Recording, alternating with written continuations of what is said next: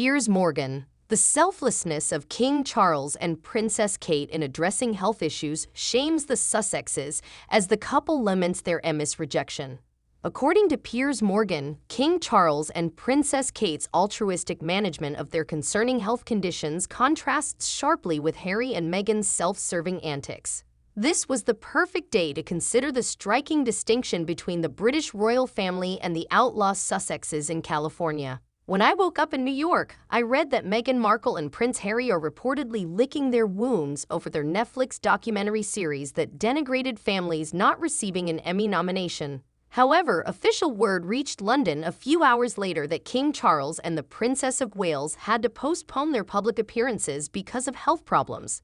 Charles will undergo a corrective procedure for an enlarged prostate next week, while Kate has already undergone abdominal surgery and will be hospitalized for the next 2 weeks before recovering for several months. Two such announcements on the same day are practically unheard of, and this is concerning at a time when the nation, institution, and family are still getting over the tragic deaths of Queen Elizabeth II and her husband Prince Philip. Although the exact nature of 42-year-old Kate's illness is unknown, the fact that she is spending a significant amount of time in the hospital and won't return to work until April raises the possibility that she has undergone major surgery and all the possible complications that go along with it. Any surgery for a 75-year-old man like Charles is concerning. But after reading the two official declarations, I realized that their priorities were other people. Kate expressed her regret for having to cancel weeks' worth of public appearances and emphasized that she plans to make up for all of the events she will be missing. King stated that he was happy to share the details of his diagnosis to encourage other men who may be experiencing symptoms to get checked as the reason for revealing his prostate issue. The late great Queen once stated, "I have in sincerity pledged myself to your service, as so many of you are pledged to mine," which made me think of her stated goal. "I promise to work hard and wholeheartedly to earn your trust for the rest of my life." The royal family may be well known throughout the world for their pomp and circumstance, but their unwavering commitment to duty has bound them in a web of respect and trust with their subjects. The altruistic price the royal family gladly pays for all the opulent privileges they enjoy is attending hundreds of charity fundraisers, hospital and school openings, sporting events, flower displays, and countless other frequently very ordinary, non-glamorous events across the nation each year. The foundation of the monarchy is duty, and Charles and Kate will be acutely aware that by saying no, they will be disappointing thousands of people who have eagerly been anticipating their arrival for months. This is in sharp contrast to the constant self-serving behavior of the Duke and Duchess of Sussex, who have no sense of obligation other than to their entitled egos and cash accounts. Renowned British writer Robert Hardman's latest book, which was released this week, uncovered the real reason for Meghan and Harry's choice to name their kid Lilibet. Lilibet was the Queen's highly personal childhood nickname, which she only ever used with her parents, sister Margaret and husband.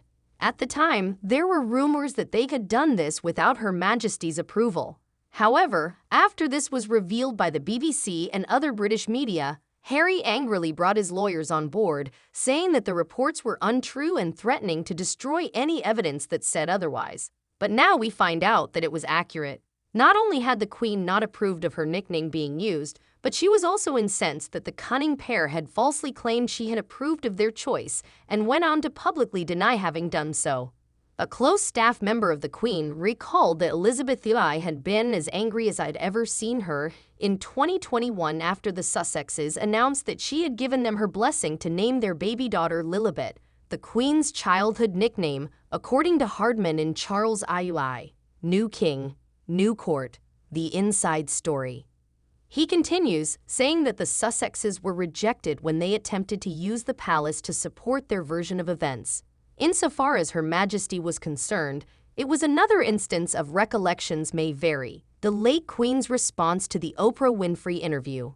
Recall that she was grieving for Philip, who had passed away just 2 months prior, and that her own health was getting worse at the same time that all of this was happening. It's difficult to imagine a more callous deed, even by Sussex standards, than taking the Queen's nickname for their child without getting her consent, lying about it afterwards, and attempting to get palace employees to support their deception.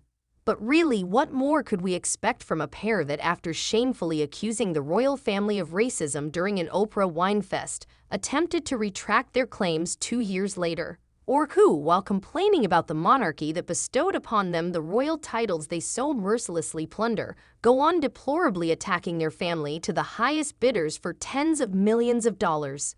The victims of Meghan and Harry's assault are suffering and soon to suffer physical wounds from surgery, and their sole regret is that they were forced to miss performing their duty. Meanwhile, they are licking their wounds over not earning prizes for their heinous betrayal.